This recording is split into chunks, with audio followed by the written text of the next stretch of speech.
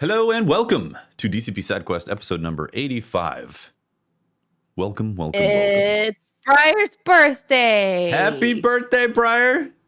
Happy Thank birthday, you. Briar. Feel free to @ the Briar Rabbit with your best Briar-based baked cake recipe. Yes. Briar. That's offensive. Briar braised I think it's just ribs. be inspired by Briar. Maybe it's like you find a cake with like a jolly sailor laughing on it or something. I don't know. Maybe it's a cake that's made of nothing but beer. Oh, beer The cake. conversation we're having goes perfectly with the picture that Tefty has selected to be your avatar today. This just happens to be the last one that Watt sent me. And It I was is like, great. I was like, yeah, that'll So do. good. That works. It's perfect. I think this has been people's favorite picture. It's Yeah. good. That's I a think pretty it good captures it perfectly. It's those eyes. Yeah. Right. I wish I looked like that. Do you have any plans for your birthday, Briar? After the podcast, gonna enjoy it with my family. Nice. Is there any traditions you have for birthday? Yeah, there are, but they're all on hold. Due to Oh yeah.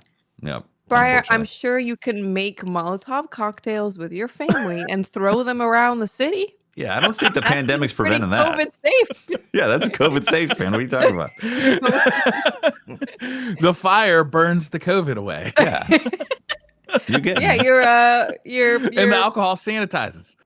exactly. You're cleansing the streets of virus.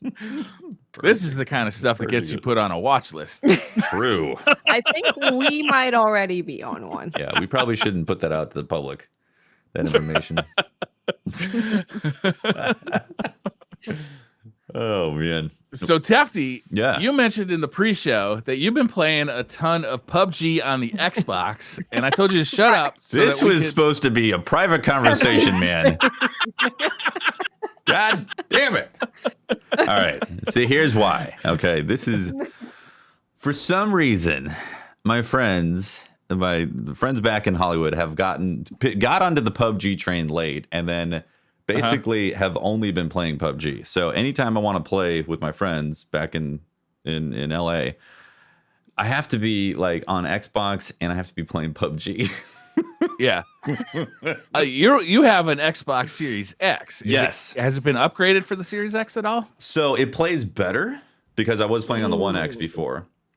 And and you know, like PUBG looks bad. It looks bad, man. It also doesn't They're play like, very we're well. making a killing on mobile. We're not paying any more attention to anything but a mobile phone. I mean, it is just I'm like, whew, this game. This is I love my friends. So I'm gonna stick to it. Put yourself through it. Yeah, and then I got the Series X last week, I believe. I think. My timeline's a little off. So I got the Series X loaded up. It's marginally better on the Series X. I don't think there's an smoother enhanced frame version. rate, or Yeah. Although it's not Yeah. 60, which is weird. No. Because the game Like is 42. yeah, it's something. Well, it looks consistent. It's consistently bad. That's the thing. Yeah? is it locked at 30? I think it's locked at 30. Yeah. Yeah, And or it it's- tries to be locked at 30 anyway. It's crazy because it looks like a game from like the PS2 era, or Yeah. PS3-ish on the console anyways. I know on PC it's a little bit better, but still, it's, It it's kind of rough looking.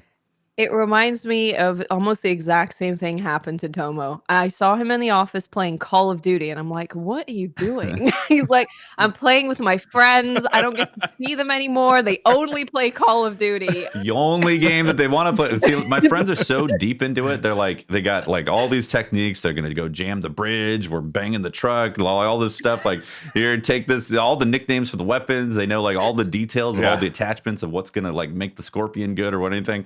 And I'm like, man, this game sucks.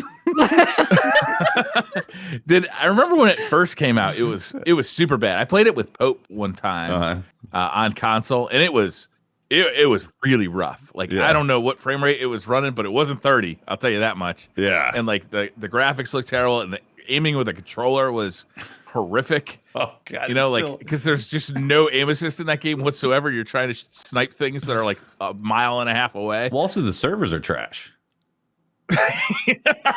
There's so many bugs in the game. That's how I'm going with it. Like a car just disappeared in the game, and I was like, "So that car disappeared?" They're like, "Yep, yeah, that happens a lot in this game." That never happens to you in real life. Doesn't happen to you in your games? No, not really. Well, Cyberpunk that could happen in Cyberpunk. Yeah. I normally don't play battle royales, but I have been enjoying the. It's about the camaraderie, right? Like you get into a group, and you get into those fights and all that.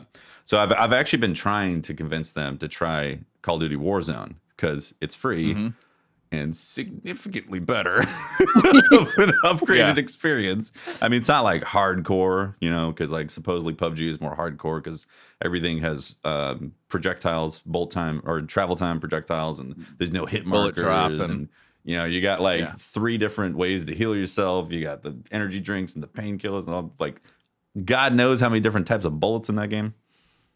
Yeah. I've been playing more Apex, and Apex is definitely, I think it's the only BR that I've really enjoyed. And I think it's largely due to the shooting feeling the most similar to Destiny that you can get. It's like as close as you can get in terms of movement and shooting and all that stuff. Like it just feels good. Yeah. So I've definitely been playing more Apex, and it's a lot of fun. This is what this is what I'm trying to tell my friends. I'm like, listen, there's better out there. free to play versions that are significantly better than this game. They're like, nah, man, I know all these maps. I know exactly what's in these warehouses, where to get where, and all that. I'm like, all right. You just need to start spamming them with that Wonder Woman gif. With this is good, but it could be better. I put a lot of time into PUBG. It's actually one of the games that I put the most time into on my Steam playlist. Yeah. But I haven't played it in probably 2 or 3 years at this point. I don't think I played it since like Destiny 2 came out, really. Well, it had a time. It's been a while. Right? It sure did. Time, it was, I don't even know where that game's at. Apparently hasn't improved that much. No, definitely not. I know they've added new maps and stuff. There's I think like 5. Oh, and also these guys they've been playing it for like 2 or 3 years, basically nonstop. Okay. Oh wow! So they're deep into it, and a new game or a new map came out, and they're like, "Yeah, we don't play that map." I was like, "Why not?" They're like, "It sucks. We don't play that map." I'm like, "All right, okay, I get it. Cool." That's so funny. It is. It's weird, but like I understand when you know a game, it's kind of like Destiny in that sense. When you know a game so well, the inner workings and all that, like no matter what, you're kind of like, no, this is my game. Ride or die. It's my game. There's some cool stuff about PUBG. Like it doesn't feel like other games. It's more deliberate than other games. Like it's slower. It is, but it means that like a lot of the stuff, like just deciding when to heal, deciding when to switch weapons, deciding like am I going to go in this window? Like it used to be that you had to do like a macro basically to jump into a window. They fixed that. They put like vaulting into it, but. It's just a more deliberate game than most other shooters, really. It's clunky is what it is. The movement's clunky, and like the deliberateness is a part of that clunkiness as well. Like every time you pick up a gun, like I always want it in full auto, and I always have to switch, but like you keep pressing the button every time, right? Yeah, you keep pressing the button. It's like no, you gotta be and done. Now you can press the button. It's like Jesus, man. But I remember having some epic firefights in that game and really having a good time with it. But that was also when Battle Royales felt like super new. And so I was going to say... You guys are right, like with Call of Duty, Warzone, and with Apex. Yeah, I was going to say that, like, so 2016 PUBG, kind of revolutionized things, even though it was, what was it, based off of Armor 3 or something like that. Like, it was an evolution of something because they wanted something that felt more realistic or something like that, I guess. And then... they had basically 4 years to perfect the model and do what they needed to do, and they didn't. I guess they had to completely rewrite the code base if they wanted to do things that were going to be good for the game, but they haven't. And now Warzone's out, and Warzone is like, it's a good battle royale, and Apex Legends is a great battle royale. It's like, okay, and also Fortnite and all that. The one good thing is that you can actually fit PUBG on your console, unlike Call of Duty. Point. Yes. I know. I saw recently where they're like, so the game's not going to fit on a normal hard drive console. Yeah. Sorry. Like a 500 gigabyte hard drive. Yeah. I did Hey, notice. I heard you got a new console. We're gonna take all of that. I did notice. I downloaded Warzone. And I was like, this is 100 gig. Okay. Good thing I got fiber. Yeah. God, I was downloading something. I can't remember what it was off of the PS network. It was that probably thing is still slow. It was probably some weeb game, knowing Brian. Probably. Yeah, you're deep in it, aren't you? Probably. That thing is still bizarrely slow. Like, why is it so slow? Why is it got to be like that? I don't know, man. Something going on with the way they copy stuff and all that. Yeah, I don't know, but like, there's two operations, right? There's like the download, and then there's the copy. Yeah, they're both and, slow. Like, I understand why the copy is slow, but the download, why is the download so slow? Yeah, I don't know. It's what? weird. Like, I'm so used to like Steam, where you just like click something, and if it's a big boy, it takes like 5 to 10 minutes. Yeah. Yeah, otherwise it's just ready. Yeah.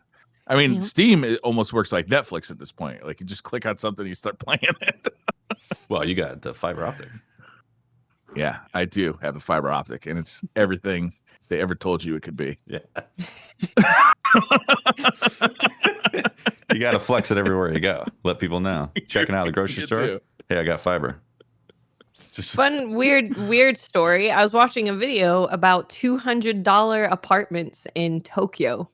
$200. How big are these? Well, a month? So 200 a month? Yes. Yep. So the first apartment was, I think it was 100 square feet, which is the good thing about it, because you stepped onto the entrance floor. It's cracking, so it's like moving. There's holes in all the walls. It's very dirty. But he's like, but there's a fiber connection. So, if you're just I can deal with that. Got a game, then Jumped several levels for me already. I'm like, well, yeah, the size was not the terrible thing, because they showed another one that was $400 that was beautiful, and it was clean and not broken and didn't look like a murder had just been committed there. For 400. But yeah. How big was that one? I think it was 125 square feet. Huh. It's still tiny. Yeah, how big is that? I'm like trying to think. Like is offices.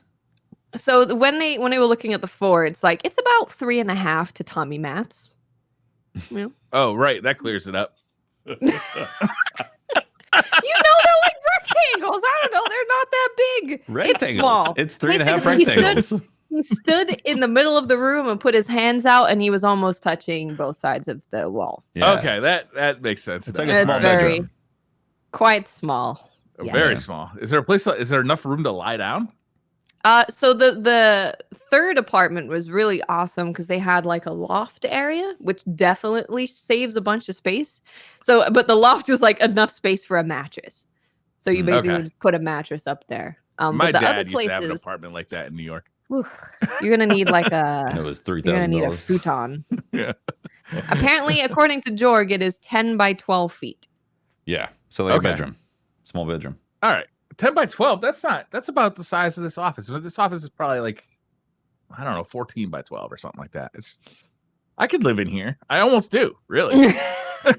as long as there's no PBGB. Okay, so the first one and the second one, you had to share a toilet. Shared bathroom. How many units are sharing that bathroom? Yeah. I think it was about 20? 4 or something. Because I think they have one on each floor. Dude, I get pretty mad. Like, I go almost ballistic about like bathroom, like cleaning up after yourself stuff, and like having neighbors, not family members. That would be a real issue. The second apartment, he opened the door to the toilet, and it looked like someone had just like puked in there, had diarrhea, killed someone, dog threw up everywhere. It was bad. Wow. That's one of the coolest apartments I've ever seen. I think was in Tokyo. It was a YouTube video where this guy had set his apartment up. It was a very small apartment, like what you're describing, maybe a little bit bigger, but everything was on like basically these hanging rollers. Like all the walls could be reconfigured based on the activity he was doing. So like if he wanted to cook, he'd pull a wall out and behind it was like the kitchen and all the spice racks and all the food in the refrigerator. He pushed that back and there was a TV on the other side and it became like a living room. He folded it a different way and it became a bedroom, and the bed would like fold down out of the wall. It was very cool. I wish I could remember the name of the video. It was amazing. This is why I like watching videos, especially of like Tokyo apartments, because they are so tiny. So seeing what people do to make it a space that's livable and they can do multiple things in it is really interesting. It's cool. It starts and then to make YouTube's sense like, so you watched a tiny apartment video. Do you want to watch 9 others? Do you want to watch tiny houses? What about vans? Hashtag van life. Hashtag van renovation. $2,000 van turned into a full-time living. I think if I was single, I think I might be very tempted to buy a van and try it for like a year or something. Yeah, I think that's the thing. How long do you think it really last? I think a year. Like any longer than that. It depends on how lonely it really got. You know what I mean? Sure. Like if you did it now, where you can't even like go to like social events while you're out, like I think it'd be super lonely if you were out there by yourself. Yeah. But like in normal life, when you could go to like social events and you could stop at campsites where, you know, there's other people doing the same things and you could socialize and maybe stay there for a weekend or a week, you know, I think it'd be okay. I think it'd be pretty fun. I think you'd meet people along the way, and it'd be better to do with like a friend or a spouse. Yeah. But even then, I think you know, as long as you're willing to go out and get like you said, go to those campsites, or if you want to like socialize, stop at a bar, park up next to it and be able to like get a drink, you know, like that. I could see that being, obviously you don't want to drive after that, but yeah. Well, that's why there's a bed in there. Yeah. It works out. Just pass out in the bed and hope nobody harasses you. I think the part of it that you'd have to be prepared for, the adventure part of it, is when stuff does go wrong, right? It's like there are going to be problems, and you're going to have to treat those like adventures, not like, you know, life destroying problems. You know, like there's going to be problems. You know, you're going to get a flat tire in the middle of nowhere, and you're like, what do you do? Yeah, and you might die. Good. Take a nap. You know. Yeah, well, you could die sitting at home. You know. That's true. That's true. I remember what I was saying. I was a young man. I was working in like a technology company, and one of my coworkers didn't show up for work, and it turned out that he had a brain aneurysm in the shower that morning. Jesus. He wasn't old. He was probably, I think he was in his late 20s, and he just dropped dead in the shower. You know, and like that stuck with me. God. Like you could just like that could be it. Like yeah, definitely. When your time's up, your time's up. Yeah. So why not? If I'm gonna drop dead in a shower, why not be in a van in Arizona? You know, that's strangely enough, that's my takeaway from 2020 is that, you know, you gotta live life to the fullest. Take advantage when you can, you know. Exactly. I think that's a good takeaway. Doing that thing, just go do it. And 2020 has definitely taught probably a lot of us that, where we're like, you know what? If a friend invites us out, maybe I'll go, instead of being like, I want to play video games. I'm really disappointed that I didn't go on that Japan trip. Like that was that would have been awesome. That would have been a great like memory, and I'm bummed out when I think about that. Well, I saw those pictures of that Holtzman put on the Twitter. I was very disappointed I wasn't there. For context, there was a picture. It's a Polaroid of Patrick and Dado together with a maid from a maid cafe in Japan doing the little cat paw pose. What a great! It wasn't day. The maid that was doing the cat paws. No, it was Dado and Holtzman. Yes, it was. Wearing cute little ears. They give you like bunny ears or cat ears or beard ears, bear ears. Yeah, it was great. It's one of those situations where even Tomo felt like this, probably even more so than other people, because he can understand what they're saying. But you walk up the stairs and the first thing you hear is like very high-pitched, energetic maids. And you're just like, oh no. And then eventually, as they're, you know, bringing your food, not a pleasing noise, and clapping and dancing and, you know, putting ears on you and like bringing a mystery box for you to pull prizes out of, you're like, you know what? Sure, I'm down. A spool of yarn. You want me to pay you $50 to do an anime dance to a song and turn the lights off and give us glow sticks? I'm down. Let's do it. Let's enjoy it. Let's fully embrace the madness that we're experiencing. Oh man.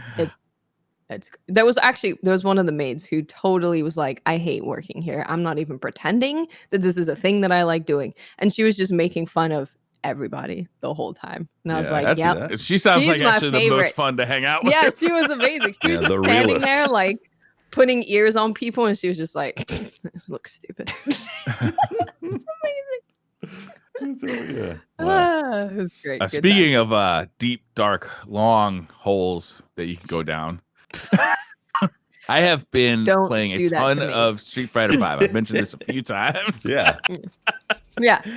I've really been having a lot of fun with it. I'm playing the competitive, I'm playing online, and I'm getting better. I'm not improving rapidly, but they have like a ranking system where you start off as a rookie, then you go to bronze, and you go to super bronze, and ultra bronze, and silver, and so on up the ranks. And I am still like pretty solidly in only the second level bronze. Like every once in a while, I'll flirt with ultra bronze, and then get smacked back down, because the way it works is, like, say you're in ultra bronze, then you only get matched made with people who are in ultra bronze, super bronze above you, or bronze below you. Okay. So as soon as I move up to super bronze, I start getting match made with people who are better, and I just get smacked down immediately. So, but like, a question about this. Yeah. Do you find you have to stick to one character and just main that character to try to climb, or are you bouncing? That's what around? I've been doing. Yeah. That's what I've been doing. Is the newest season, Ryu had a bunch of buffs, so I've been trying to learn Ryu and just trying to like.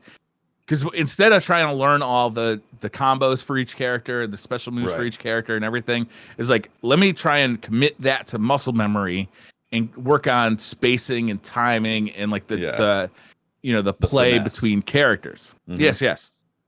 So I have been improving, because you can track your not only your win rate over like your entire career, but also your last 100 matches. And so it's going up. I can see that it's going up, and I am slowly improving. But it has led to a new addiction, which is buying and modifying arcade sticks. Oh no. I can't get out of bronze, man. Gotta get the arcade Let stick. me tell you. It's half the fun is just smacking on these buttons. Yeah. And like playing with the arcade stick is just so much fun. And then like I've been looking at these hitboxes, which don't have a stick, they just have forward buttons. Like, so you do the directional, almost like using a keyboard to play a fighting game, which is really cool. So I think I'm gonna build one of those myself. But I've also gotten like bags and bags of arcade parts. Like, it's really fun putting this stuff together. Amazing. And it gets really deep. Like, it's like the keyboard nerds that like start buying different switches for their keyboards. Like you can do all that, like where you can actually open the buttons up and put in like Cherry MX Blues into the buttons, and now you have clicky buttons on your arcade stick, just like on your keyboard. That's cool. It is fascinating. It gets fucking expensive fast. Each button is only like $4 or $5, but you got to remember you're buying like 8 of them per. Right. And you're like, okay, I didn't like this one. You can't send them back. No return policy on that. I guess not. But it's been fun. It's been a fun, like, I'm home anyway, so it's putting these things together is kind of cool. So what did that cost you? What you just held up, that stick? This stick? Yeah. I'm not going to answer that question. Hey, if you want to find out something with it. How many if you want to next-gen find consoles out, did that cost look up you? a Victrix Fight Stick Pro. How many next gen consoles? Almost the price of a PlayStation 4 digital. Okay. Probably once probably PlayStation 4 with disc once I put all the parts into it. You mean PS5? PS5, yeah. That's not terrible, actually. I was expecting something more, because like the keyboard stuff, man, the keyboard stuff goes up. It's like, whoa. Well, there's a lot less keys. There's a lot less buttons on the stick. True. Right? That looks nice. Looks fancy. It is nice. It's got LEDs. Oh, this is my wife. It's got LEDs that change colors. Oh, and nice. they flash. That is fancy. You can make them flash just when you hit a button. Yeah, that's really cool. Is it sturdy too, Right? on the desk? Oh yeah, it's made out of aluminum, and it's got like non-slip padding on the back. Kind of selling me. I Oh, that's fun, man. We'll play some Street Fighter or some Guilty Gear Strive when that comes out. That got delayed, unfortunately. I think till June. That's cool. I got distracted by my wife. Sorry. Hey, that's a good thing. But I've been having a ton of fun with this, and like you don't have to spend this much money. You can get a good arcade stick for like $50 to $100. Sure, you know. But then you're always thinking about that premium one. That's true. There's a really good subreddit called R Fight Sticks, obviously. That really, actually, Reddit gets a bad rap, especially for Destiny fans. But it's filled with a lot of people who are really passionate about basically gear sledding for fight sticks. Mm-hmm. Yeah. And also very helpful. So you have any questions about wiring or compatibility, they're very good at helping you out. That's cool. Yeah. Reddit can be a really good resource for that kind of stuff. Yeah. When there's information, Reddit's like actually pretty amazing. Yeah. Yeah. Yeah. It's like a forum for everything. Yeah.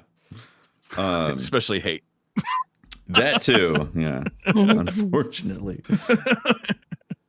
So there's gaming news that's pretty big. We got the Bethesda there stuff. Sure is. Teenage Mutant Ninja Turtles, Shredder's Revenge. What is this? Back at you. What exactly is this? This is bigger news than Bethesda and Microsoft, right? Yeah, absolutely. Yeah, absolutely. This is a brand new video game made by the guys who made Streets of Rage 4. It's a brawler similar to Streets of Rage 4, but it stars obviously the Teenage Mutant Ninja Turtles. Nice. And it's done in a style of the 80s cartoon and the arcade game, the 4-player Konami arcade game from back in the day. I remember playing that. It sounds awesome. It looks very, very good. They have like just a tiny bit of footage. They have a reveal trailer that's like a minute and a half, but there's only like probably 15 to 20 seconds of actual gameplay footage. But the animation looks sick. All the different turtles have different move sets and animations. Like even when they're running, like Michelangelo runs faster than Donatello. So like they're all going to play differently, which was never the case of the original games. Even like Turtles of Time on the SNES or I can't remember the name of the one on the Genesis or the arcade game. But yeah, it looks really fun. And like, they killed it with Streets of Rage 4. They made a really fun brawler. I would say a pretty dead type of game at this point are those like kind of side-scrolling brawlers. But they made Streets of Rage 4 was really compelling. The progression of like learning the moves and getting better at it, and they did a really good job. So kind of combine that with the nostalgia of the 80s version of Teenage Mutant Ninja Turtles, plus like the arcade game. Like I think they got a real hit on their hands here if they give it the same treatment they give Streets of Rage 4. Dude, it's really exciting. That's all you got to tell me is Streets of Rage 4, but with Teenage Mutant Ninja Turtles. I'm like, yeah. I'm playing that. Yeah, I'm pretty sold. Yeah, I'm hoping they're gonna do a physical copy like they did for Streets of Rage 4. That's gonna be badass. I'm looking forward to that. Yeah. So, Bethesda. What exactly? The details are a little foggy for me. Did they basically say that it's Game Pass exclusive type of stuff that's coming for the future additional stuff that they're making? I watched that. Are you talking about like that press conference they had where they were like they all met? I watched most of that. There wasn't much there really. It was more of them just like assuring, like it seemed almost like they were assuring like the employees and the stockholders what was going on. Yeah. Like gamers, there's a little bit to take out of there from gamers. Like definitely they're going to like any previous deals they had for like PlayStation or Switch games are going to stay in place, but mostly what they're going to focus on is enhancing the Game Pass stuff is that what it's called? Game Pass? Yeah, Game Pass for Xbox. Game Pass. Yeah, and like Bethesda, well, like that group has like a bunch of different IPs, right? They have Doom, they have Elder Scrolls, they have so many different like kind of they have so many different big and small franchises. That's a massive pickup for Xbox. Huge. I'm a little worried that it could mean the end for some of the smaller studios that are in there for Xbox. Like do they get lost in the corporate structure of Xbox? I really hope not, because like what makes it awesome and vibrant is they like things like the Medium showing up. Like if games like that get stamped out because of Bethesda, that would be really awful. But I don't think they're going to do that. I think they're aware that they need a nice mix of AAA and indie titles and everything in between to make it really compelling. It's like it's like Netflix, that model. It's like you got some movies with major stars and major directors doing it, and then you have some like random crap off to the side. They're like, what is this weird thing? Okay, cool. Thanks, Netflix, you know? I still see like I have a problem with Xbox right now in that like I have been kind of looking forward to what they're doing for a number of years now, but I'm ready to like show me the beef at this point. Like, okay, it's time. I want the good stuff. And I still got the Xbox Series X sitting on the shelf, hardly getting played because they're just not releasing those huge exclusives that Sony is doing, right? It's like maybe it's time to fire up some PUBG. Maybe. Maybe. Medium was certainly interesting, but it's not on the level of some of the stuff Sony has done in the last year. Let's say, like Ghost of Tsushima or Last of Us. Yeah. Like there's just nothing like that in the Xbox catalog for several years now. And Halo, I think as a brand is it's not what it used to be. Gears of War as a brand is not what it used to be. So I'm looking forward to show me why I bought an Xbox Series X, right? And that's what I'm looking forward to. And Phil Spencer, is that his name? Yeah, Phil Spencer. Yes. Phil Spencer, he says all the right things. He's got me excited, but I'm waiting for okay, here it is. Like this is why, what he's been saying has been so exciting. Yeah, I mean, it takes time, right? It takes time to develop those titles, and I feel like they started this about 4 or 5 years ago. This turn, because Xbox One came out and it was like, yikes, what were they thinking? Oof. Too many. That was a disaster. Too much defocusing, like the Kinect and all that. Like, wow. Did we tell you about TVs? Yeah, the TV. This is all hooked up to a TV, right? God, integrating with your cable system. Yeah, like obviously, they had to make a big change from that, and I feel like we're about to start seeing the benefits of all that investment. I hope so. I hope so. Yeah, it's interesting. I know they've said that it's not going to be all things that from Bethesda that will be exclusive in the future. There will be some stuff, and then he's also said that they're going to continue with legacy on different consoles or contractual agreements on other consoles. Yeah, contractions, not the same thing. Just math stuff. We're putting a lot of math stuff out on the PlayStation. You know what I would like? I would like when a game comes out on Xbox, I would like a little bit more clarity of if it's going to be on Game Pass for PC and console or just console. Because right now, I would like some clarity on if it's going to be an Xbox One game or an Xbox Series X game. It's just every time a game comes out and they're like, it's on Game Pass. I'm like, oh, cool. And then I'm like, wait, which one? And then some of them launch on both. Some only launch on one. So I never know where it's going to be. And Outriders is a perfect example because that was very last minute announced that it's going to be on Game Pass on console only. Oh, it's not going to be on PC Game Pass? It doesn't appear so at launch. Maybe that's later. Disappointing because I really like that game a lot better on PC than I like it on console. Interesting. I'm actually looking forward to being able to play it for free on the Game Pass on my Series X. Yeah. Interesting. Everybody's like, okay. I agree with you, Watso. There's a lot of confusion. I was confused. Remember when Destiny was coming to Game Pass? I was confused whether it was coming to PC or not there. Yeah. And I don't feel like any of that stuff, any of that messaging has been cleared up. It's part of it is just due to their terrible naming scheme. Like you don't even know what they're talking about when they say Xbox. They could be talking about Game Pass on like the Xbox app on PC. They could be talking about Xbox One. They could be talking about Xbox Series X. Like their naming is just horrific, and it brings a ton of confusion. And then like I don't even know when I go to the store, I don't even know what version of a game I'm buying because they still have Xbox One branding on some of the boxes, but a lot of the boxes just say Xbox now, and they're the same green like DVD style cases or Blu-ray style cases that are green. They look identical. And like, am I buying a new version of this? Am I buying an old version of this? Like, what am I getting here? I understand the confusion, definitely, because like sometimes they have it where the enhanced version is just an automatic upgrade that you get if you download it on the Series X. And then others have like a distinction of like, well, no, this is the Series X version, this is the one version. So it's confusing, and hopefully they clear that up soon. Yeah, I'm hoping they can just clear that up. And then also when they're talking about games releasing and coming straight to Game Pass, they say Game Pass PC or Game Pass console or Game Pass on both.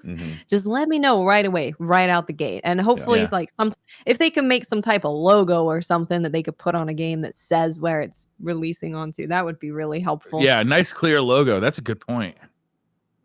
Yeah, I mean, just saying Game Pass PC or Game Pass Xbox, I think would be enough. It would be very helpful. Yeah. But that's also pretty like substantial news that Outriders is coming to Game Pass day one. It is. That's major. It definitely is. Yeah. Well, that's why the Game Pass is so valuable, right? It's like, oh, for sure. Like, I wonder when this deal happened. Yeah, because normally it's announced like well ahead of time, right? When things are coming to Game Pass. This was like a couple weeks away. Maybe it was based off of the demo. Maybe Microsoft saw the reception of the demo and just said, you know what, let's see if we can get these guys on Game Pass. Could be, yeah. Quick note on, so I got the Series X and I got the payment subscription plan thing. I didn't get a card in the box with the 2 years thing. I was like, I wonder how that works. So what you do is you just plug in your Series X, you start loading up, which was super smooth, by the way. Like you scan the code. Yeah, that's nice, right? I was like, this is next gen right here. And then it was like, do you want to redeem your 2 years? It was like right on the Xbox. Like it knows that this console was a subscription plan. And and then it was wow. Anyways, I thought that was really smooth and cool. Tefty, we all owe you a big thank you too. You're welcome. Tefty took the bullet for the entire gaming community. I did. As a gaming community, we really owe Tefty some major gratitude. He bought the last Switch off of store shelves before they announced the Switch Pro, or they didn't announce it, but I think it got leaked enough that it got leaked. We're pretty sure that it was going to be an OLED version. It was a double fake. Yeah. First, it was like, oh, there's a Nintendo Direct coming. I was like, oh my God, I did it. Now they got a Nintendo Direct. And then the bullet was dodged. There was no mention of a new Switch. Yep. No mention. I was like, okay, cool. And then like 5 days later, leaks, official leaks, an OLED 7-inch Switch is coming in the future that's going to have a 4K output when you dock it. And I was like, son of a bitch. I don't know if that 4K output is going to be anything to write home about. It's probably just going to be upscaled from 1080p or whatever. My biggest problem with that rumor, if it does pan out to be factual, is that they're sticking with 720p, and so the screen right now is like 6.2 inch or 6.5 inch, something like that, and they're bumping it out to 7 inch, but they're going to make an OLED screen. But it's like, why not? If you're going to upgrade the processor to be able to handle the upscaling and all that, like, why not make it 1080 at least? Probably due to the cost of the panels. You think? I'm guessing. Yeah, they were able to buy 720p OLED panels, because these are OLED panels, right? Which is a massive upgrade. It is, the LCD panel, like, it's fine on the Switch, but like comparing OLED to LCD, it's like night and day. Yeah. Like even people who remember having the original PS Vita will tell you, like, that OLED screen on that thing was gobsmackingly gorgeous. So, like, getting an OLED, I'll take the hit, to be honest with you. To get 720p on an OLED, compared to, like, if I was given the decision 720p on an OLED, 1080p on a LCD, I would take the OLED every time. It's going to look so much nicer, and apparently it's going to be less power consuming, so your battery will last longer. You know, we don't know anything about the processor yet that's going to be inside of it, but theoretically there'll be an upgraded processor. Yeah, I would hope. I'm excited about that. Right, I would hope it's like a PS4 to PS4 Pro type of thing, where it's like all the games obviously work on the previous one, but now you have the option of having a higher resolution or a bit better, rendering, whatever it's going to be. Yeah, that's based on NVIDIA's Tegra mobile chip, which wasn't brand new when they announced the Switch. So, NVIDIA's been obviously, doing a lot of technology as far as, so they have access. They could go pretty high end with that thing. It probably just depends on how high they want to go to keep the cost down. Sure. But like, if they could get access to DLSS technology for upscaling, you could really get a nice picture on a 4K TV, even if you're supplying 1080p. Yeah. Yeah, I just wish that I understand that OLED's going to be more expensive. It would be nice if they just went a little bit further and did make a little bit better pixel density for the screen, since it's going to be 2021, 2022 for that type of stuff. If you had to pay, let's say Nintendo came to you and said, "Look, we hear your reservation here. It's going to cost $100 extra, though.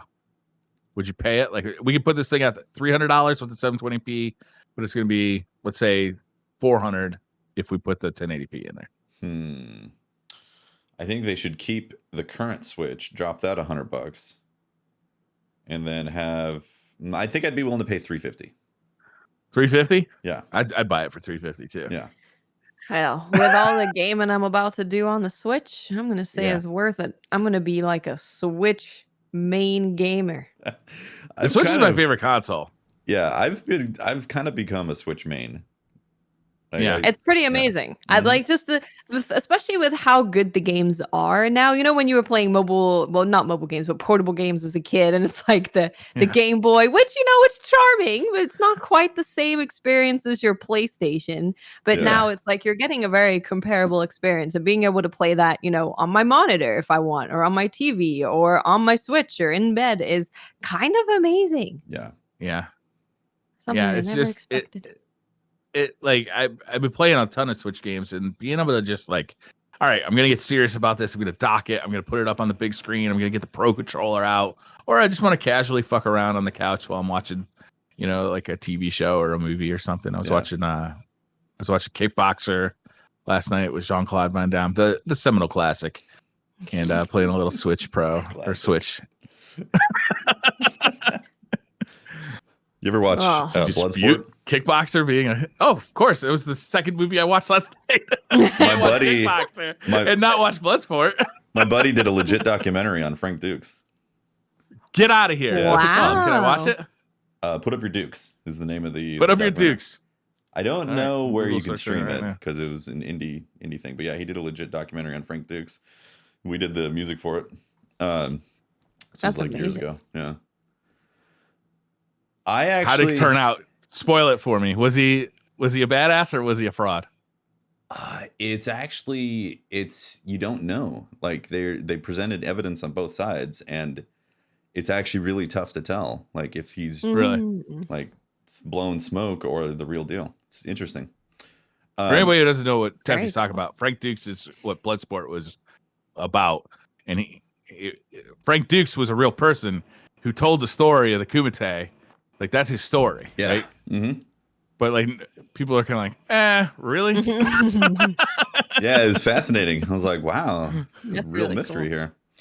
That was a wild time too. Yeah, that shit came out like Street Fighter was new, Bloodsport was out, the Ultimate Fighting Championship was still like fucking sumo wrestlers and shit were getting in the ring with like karate guys. Like it was a fun time to be a hormonal teenager. Speaking of classic movies, Memes and I recently went through every single Alien movie, including Prometheus.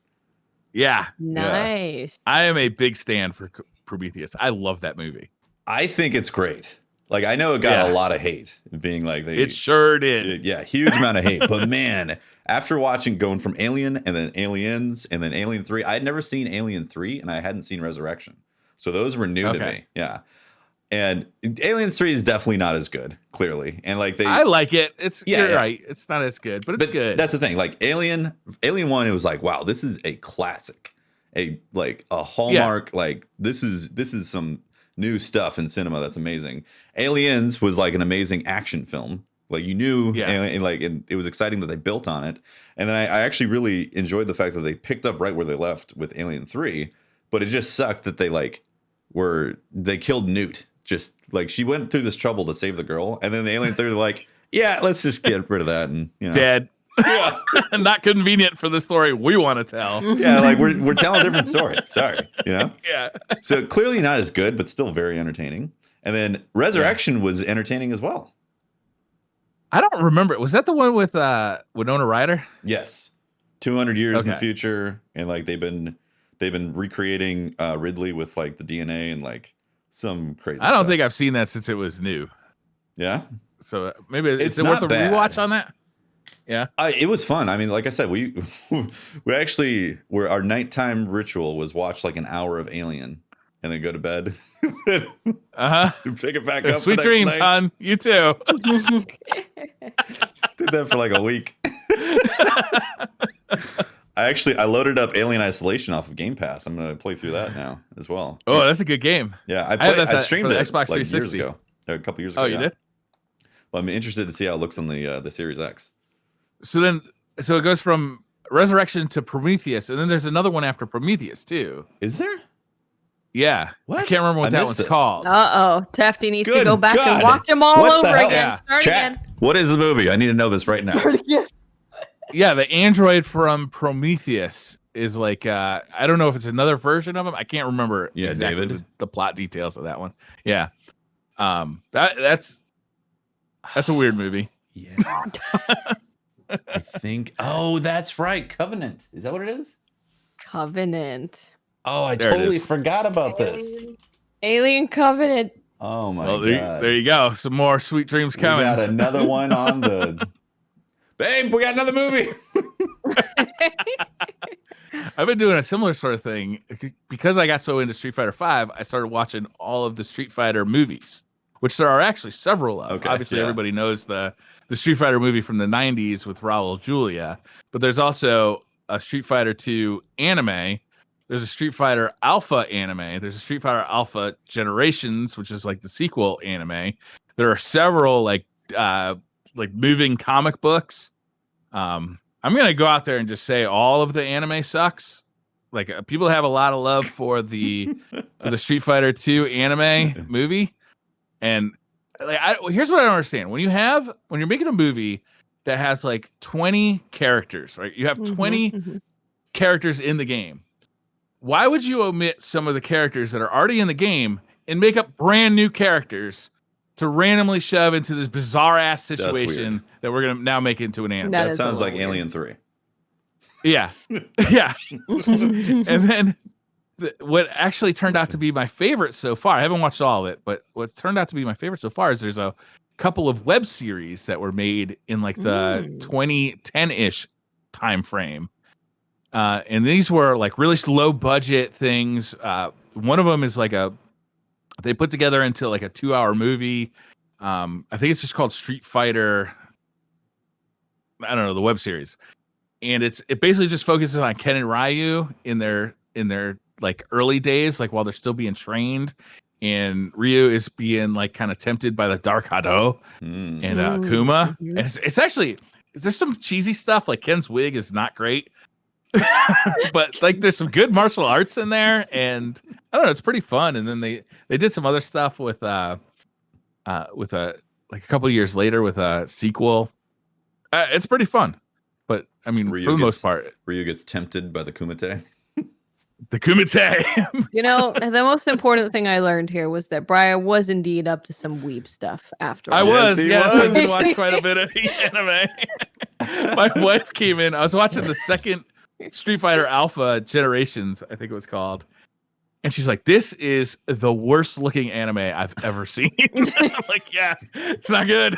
It does not look good." She's like, "Why are you watching it?" "I just want to see where they're gonna go with the story." You know, I'm a little obsessed with Street Fighter. Okay, You got your arcade stick in your lap while you're watching it. Yeah, you're stroking it like it's a cat on your lap. Practicing moves, you know. Just finger in my buttons.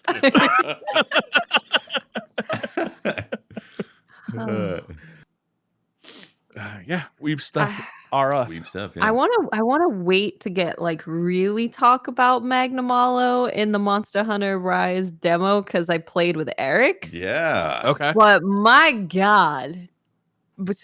Oh my God. So they updated the demo. Magnamalo is in there. And right at the beginning of the stream where they were showing this off, Socks, who is the UK community guy for Monster Hunter, was just like, so Capcom Japan community team wants us to let you guys know he's a little overtuned. He's more difficult than he is in the main game. Don't get mad and cancel pre-orders, please, because you're getting your ass kicked. It's a new hunt with like the staple flagship monster. and they only give you 15 minutes to kill him, which is such a short not amount a lot of time. time. Not a lot of time. And he will one-shot you through basically everything. Is he like the Nergigante of Rise? Yeah, basically. Okay, yeah. But in the demo, he's like significantly harder than Nergigante ever was. Interesting. Really? He just doesn't die. He just won't die. But has anybody killed him once? Like, yeah, so has he gone undefeated? There's been a lot of people who have killed him with hunting horn. That's been a thing that seems to be somewhat achievable for people. They play the brown note. Horn's where it's at. It's gonna be. There's been a lot of. It's mostly been longsword and hunting horn are the ones that like you've seen most people, just like your average gamer, be able to take him down with. And then solo there's been like as a team? Solo. Yeah, solo. I think as a team it might even be a bit harder. Oh, because more health. Yeah, and you don't have a lot of time. You're doing more damage, but like with the 15 minutes, it's really tough. Yeah, that's not a lot of time for a monster hunt. It's not, and he's on the other side of the map too, so it can sometimes take you like 5 minutes to get there. Is he on the same map? He is. Yeah. Okay. Yeah. Yeah. But it's a really, really fun fight. He has a new blight, which he affects people with, which is very similar to Blast, but he like puts it on you, and then if you don't get rid of it after a certain amount of time, it will blow up and do damage to you. But a really cool thing that you can do is use the wire bug move, and it gets rid of the blast and puts it on the battlefield. So then he can run into it and take damage, which is very interesting. Cool. So he's very cool. He's very cool. I like the monster a lot. And I've seen one person kill him with a bow, but when they said bow, a large portion of their damage came from getting other monsters and hitting him with those monsters. So I think you're gonna have to do that for some of the other weapons to solo him with such a short time frame. Fascinating. He's fun though. He's real fun. Did it make you excited? I'm looking forward to this. Yeah. What's the date on this? April something, right? No, March 26th. Like less than 2 weeks, man. It's like the 20. Yeah, 26th. Oh shit. Yeah, it's really close. Dude, on your Switch. It's literally next week. It's literally next Friday. Literally next week. There it is. Literally next week. Literally next week. Are you gonna be squadding up or going through the story solo? I'll probably do the story solo. I like being able to experience the monster soloing it first. Me too. I feel like it helps me understand what the monster does a little bit better and be able to survive better when I get in a team. But I think Rise is going to be a really good monster hunter. Like all the moves are there from world that you like. Plus you've got the wire bugs, which gives you mobility that we've like never really had, which is very exciting. And then they're also bringing back a dog. You can ride a dog. You can ride other monsters. Let me tell you, getting to ride Magnamalo and doing his like big death move that he does is very fun. Really, really cool. And you're going to be able to switch skills. So as you're going through the story, you're going to unlock more skills to change with other skills. So you're going to be able to take some skills out, put some new skills in. So that's really cool. I think it's going to be a very, very, very good Monster Hunter. I am very excited. If this game is as good as you think it will be, I think it's going to be a massive hit too, because it couldn't come out at a perfect time. It's like, a lot of people have a lot of spare time. It's coming out on the cheapest console, the most accessible console. It's like, what better of time to play Monster Hunter than right now? Yeah. Plus, the new movie came out, just amping the popularity of Monster Hunter by maybe not much. Maybe. Or you guys see it yet? Oh wow, this sucks. No, I haven't seen it. We rented it just because I know it's gonna be bad. Oh, did you? We rented it, and it's like, what was it like? It's basically an action demo, like for Monster Hunter, and they just cut you right at the end and be like, "Wait, aren't we gonna do more?" Sequel. They set it up for a sequel? Oh, yeah. This is done by the same people who do the Resident Evil movies, right? So it's basically going to be nonsensical. Okay, well, it was definitely nonsensical. I mean, it was cool to see. It was cool to see Monster Hunter World elements going in and out of it, like seeing the moves and all that. But I felt like there was easily 30 minutes that went by where there was no real dialogue. It was just action. All right, you sold me. I'm in. It's a lot of action, and then suddenly Ron Perlman shows up and is like, "What are you doing here?" I was like, "I love some Ron Perlman." Yeah, right. Alien 3. He was in Alien 3. What did you think about the movie overall, Tefty? I would not recommend it to someone looking for a legit movie experience. I think as a fan of Monster Hunter, it's really cool to see. Monsters. Yeah, it's really cool to see like Diablos is in there and like there's a gravity to like the situation, you know, which is cool. Mm-hmm. So I really like that. Also, Mila Jovovich is a badass. Like she's just a warrior. She is a badass. You know, so that's really cool to see that. But as a movie, like it's pretty thin. Pretty thin as an actual movie. I'm sold. You sold me when you told me 30-minute action sequence. Oh man, dude, there's tons of action. Just it's like constant action, constant like stuff going on, and it's very satisfying to see the way they're like take out a monster. So yeah, they have like modern weapons though, right? Like so it starts out where they're in like a Middle Eastern desert. Were they transformed? Were they teleported to another world?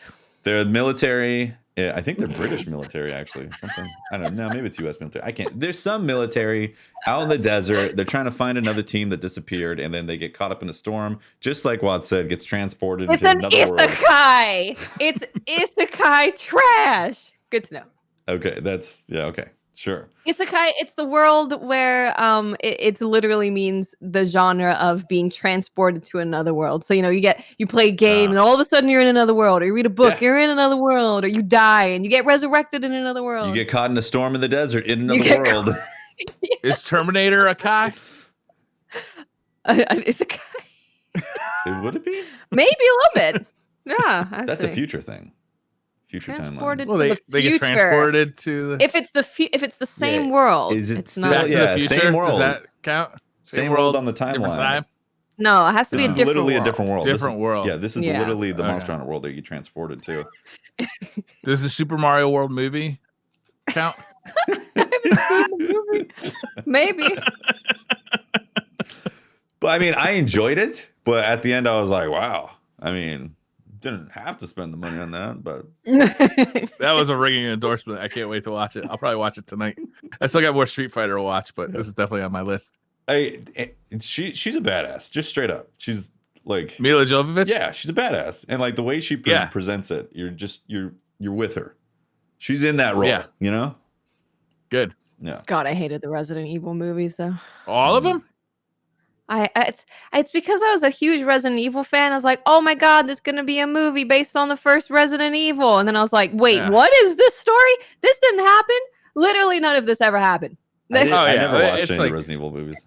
None of them? Really? How have you lived this long without seeing any of them? They turned it into like an act. They did the whole turning Resident Evil from scary to an action thing before Resident Evil did it with Resident Evil. How many of those movies are there? It's like a bunch of them, right? Like 7. There's a lot of them, and I as a young child, excited to see some spooky crap, was disappointed when it wasn't a spooky, scary game. I thought the first one was actually pretty good. Like as far as video game movies go, I think it was pretty high up on the list. Not quite Mortal Kombat, but. I was. You got to remember the bar is set. The highest bar set is Mortal Kombat. Yeah. True. Yeah, I can't wait for the new one. That's gonna be fun. Yeah, me too. Remember when that guy Uwe Boll was doing all the video game movies? That was in like the early 2000s. He was doing everything like Blood Rain and. God, I can't remember all the movies he did, but like basically he would take somewhat like he read the game manual and then made his own script to these movies. Basically just picked the hottest actress he could find and got her naked. And then he had some scam with the German government that he was able to finance all these crappy movies. You guys remember those? Not at all. Oh man. Well, I don't know if it's worth even spending any brain power thinking about it. Oh my goodness. Was there anything else that happened last week? Probably, yeah. That probably was something. What did I do? I don't even remember what I did last week. You did the Monster Hunter stream. No, I did. That was the news, right? That was pretty exciting. That was it was very surreal where so if people don't know, I was a part of the stream where it was showing off Magna Malo for the first time in Rise. And we were doing a hunt with me, Socks, who is the community guy, Strippin, and Eric's. So we teamed up to take him down. And that was pretty surreal because the Monster Hunter official Twitch channel raided me after that. And I was like, it's amazing. Strange. Just out of curiosity, how big a raid was it? I think it was about 4,000. Wow. And everyone was really nice. Which, so as a streamer, you guys know when you get raided by when you get raided by a big lot of people, you're like, yay, new people to meet. This is exciting. But on the other hand, you're like, filters on. God, man. We're gonna have to deal with people being awful humans. But they were really nice. Battle stations. I think that was the thing that I was like, wow, okay, the Monster Hunter community must be pretty damn decent because they came in and they were like, you guys got this, you're doing great, that was really good, you avoided all of the thing this time. Like everyone was just really nice. And I was like, wow, okay, this is great. This is a new experience for me. Cool. Thanks, everyone. Well, now that you've got an in with Capcom Watts, yes. Maybe I can give some notes about Ken in Street Fighter 5. You're like, so, Ken. Pass along a little post-it He needs a new wig. He could go with some highlights, maybe. I don't want to talk about Street Fighter 2 all the time, but I did want to mention that the Mister got an update. The CPS2 games, Capcom CPS2 games, are starting to hit the Mister. The guy who's working on that is Jotego. And he's been configuring the Mister to work with some of Capcom's best arcade games of all time. CPS2 is kind of like the era of Capcom where Street Fighter Alpha came out, Street Fighter Ultra came out, Alien vs Predator, like just a bunch of they're really the best of their games came out, and those are kind of leaking out week by week. He releases a couple of new games every Friday, and he's doing the CPS2 right now, and it's really an exciting time to be playing on your Mister.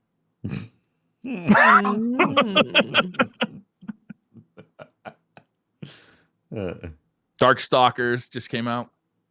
You guys ever played Darkstalkers? That was like a Street Fighter 2 with monsters, no, like the Wolfman and vampires and. No, I never have. Sounds cool. Yeah. Well, I think that's about it for SideQuest, right? I think so. So I gotta get ready for my birthday. Yeah, you got birthday shenanigans. Briar, as you said that for audio listeners, whipped out blue tape. So I don't know what's going on over there, but well, I don't know what your birthdays are like, but they involve blue tape. Oh my goodness. Well, happy birthday, Briar. Happy birthday, Briar. Thank you. It's Pope's birthday too. Don't forget. It's also Pope's birthday. Also birthday wishes to Pope Bear. Yep. Halfway around the world. Happy birthday, Pope. Yeah. That is SideQuest, episode number 85. Thank you very much for listening, hanging out. Yeah, I got another Alien movie that I actually haven't seen before. I don't think I've ever seen Alien Covenant. Pretty sure I have not. So I'm actually looking forward to falling to sleep with Alien Covenant. Interestingly, I didn't have any nightmares. No nightmares. You got to watch the Alien vs Predator movies too if you're doing all the Alien movies. Where does that fit in the timeline? I'm not sure it does. See, I'm looking for canon. I'm not looking for this is a side spinoff type of thing. You don't want to watch. You don't want to read the doujinshi of Alien. What's Bless that? you. Fan fiction. It's a certain special kind of fan fiction. With an alien? Yeah, with the alien? It's gonna get messy. Oh, goopy stuff. I'm gonna have to not a pleasant thought experiment.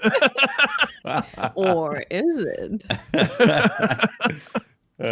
Before we go, I want to mention the Gcx event. Oh, yes. They had an announcement They just announced it today, where, they're going to have a virtual space that people can join up in, and you get to make your own avatar. So you make your own avatar. It's being held in space. So they have a space station in space, virtual space. And it sounds like they're also going to be able to go outside of space, virtual space station, and go in the... I think I'm going to go as a xenomorph. Yeah, so you can make your own character, and then there's proximity chat. So it's supposed to like really reenact the going to a convention experience where you walk up to Dado and you're like, "Hey, Dado, can I take a picture?" Yeah, it's really cool. It's an inventive way. I wonder if Dado's going to do a cosplay. He should. He should also just stand in one space of the Space Center and never move all day. That's just like he does in GCX. Just like real life. But it's cool.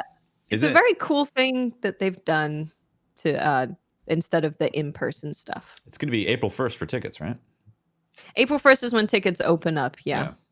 Then you can grab tickets. And also, if you have a ticket from 2019, they said that will give you access to the virtual event and also the in-person event in 2022. Nice. So that ticket's getting a lot of mileage for you. Yeah, that's a high miler right there. Well also, used. Apparently they're looking into being able to allow you to get cat ears on your avatar. So, Cool. Okay. Mm-hmm. Yeah. Looking forward to more of that. More info on that. All right. Well, that's SideQuest. Yeah, that's it. SideQuest complete. Bring. Yeah. Ding. I miss Briar's bell. Yeah, there it is. Your audio thing is filtering it out. I got the air conditioner on. I'm pretty sure that the camera issue I was having was just overheating because now that I'm running air conditioner, it's not happening anymore. Interesting. Yeah. Huh. Yeah, I'll do it. All right. You know, Tabby, real quick. Yeah. Okay. Like if you follow the thread, you could go Alien versus Predator. Okay. Then there was a comic book where I believe the Predator fought RoboCop, and RoboCop fought the Terminator.